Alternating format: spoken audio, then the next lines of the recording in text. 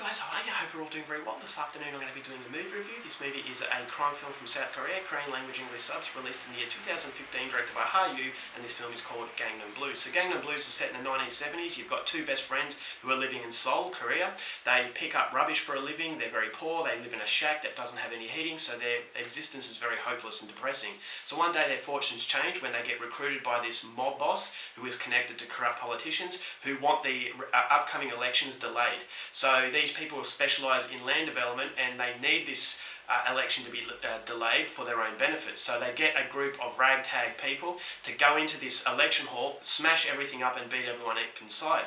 So these two friends take up this offer, they go into this, and during the melee they're both separated.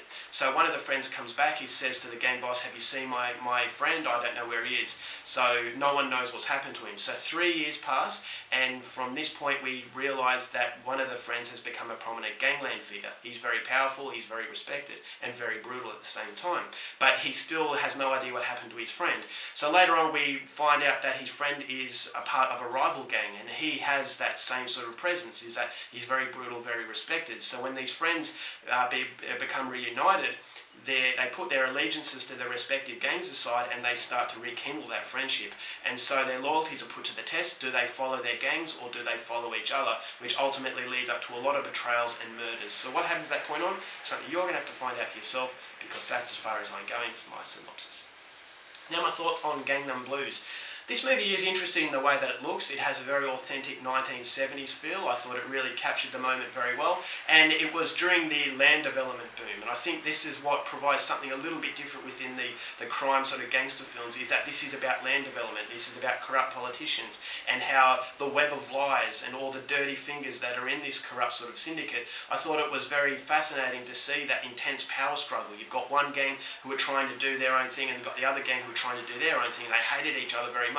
But then you've got two elements from each side that really complicate the matters, that really puts the cat amongst the pigeons, because these friends are coming together, and ultimately when they're coming together they're bringing their baggage as well. So ultimately opposing gangs are following this friendship, and this is where things start to become very complicated. So I really like the acting from the two friends. I thought they were fairly decent. They were very brutal in what they did, and it shows you the circumstances, the hopeless circumstances that these friends had, because they started off as very poor individuals and they blossomed to something that were very corrupt and sinister, but ultimately they were making a life for themselves. So on one hand you feel happy that they're not poor anymore, but on the other hand you feel, okay, well they are very corrupted now and they're a shadow of the people they used to be. So at the start of the film it's a very innocent friendship, but as a result of being corrupted by these gangsters you feel that they're soulless sort of maniac killers, but then when they start to reunite again they start to rekindle that old flame that they had. So I thought that was very interesting in the character dynamics, and I thought the overall character-based study that this film took was very interesting, and I thought that it did once again provide something a little bit different within the gangster sort of genre.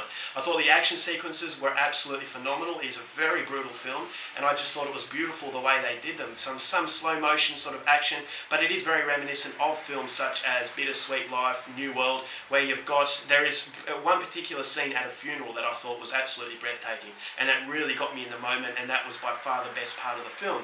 So there is a lot to like about Gangnam Blues, but unfortunately the majority of this film is something that you have seen before. It does follow a very similar formula as far as gangster films are concerned. I like the fact, as I said, it does take place in the cutthroat sort of land development and how they're swindling these innocent people and how powerful this corruption was. But ultimately it does follow the formula of the gangster films from the United States, is that you do say to yourself, okay, there's going to be a betrayal here, and ultimately yes, there is a betrayal. Then I thought to myself, okay, this person is going to end up dying, and yes, they ended up dying. So I could predict it, because I kept feeling that Gangnam Blues is a movie I have seen before many times. And so the movie goes to 2 hours and 21 minutes, and this is ultimately its biggest problem, is that if it goes to 2 hours and 21 minutes, you need to have very interesting material. And this is where Hong Ji-na in Wailing, a movie I just reviewed not long ago, this is where he really succeeded, is that he's got a very long film, but he never runs out of material. But I thought in this movie, it runs out of material, and therefore it actually feels like it goes for 2 hours and 21 minutes. These characters, there's a lot of talking, and I thought that it could have edited that talking out a little bit, because it does get you and it does slightly make you distracted. You kind of zone out a little bit, and it's not really capturing you as much as it does. There are sporadic moments where it does really capture you, but there are moments where it starts to let go, and I thought it just drags on a little bit too much. And there is also way too many characters in this film. And so if you don't have the attention span, if you're not concentrating to perfection from start to finish, you are going to miss a lot of things, because there are a lot of people thrown into this film. There are a lot of things going on about who's buying this land, who's buying that land, or this is going on, this is going on, this is going on. And if you're not paying attention, you're not going to pick up everything. But because it's not that interesting, it's very hard to keep that attention. So for a movie like this to work, you have to have an absolutely phenomenal story, and I just didn't think the story was all that good, and it doesn't capture you, and it doesn't allow you to invest your time as much as the director wants you to invest. And so that was my biggest problem. There are love interests in the film that I thought didn't really need to be put in there. There's some very graphic sex scenes, so it is much more of a harder type of film than you would get on your common sort of South Korean gangster films.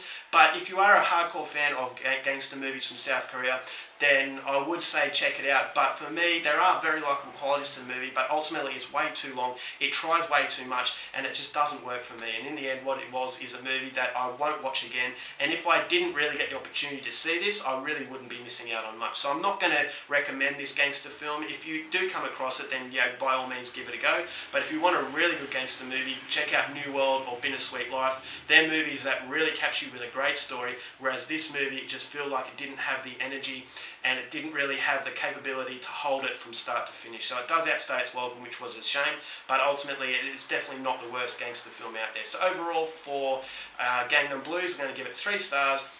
Interesting, but ultimately not that memorable. Alright guys, that's it for my review. Hope you enjoyed it. Thanks for watching movies, and I'll see you later.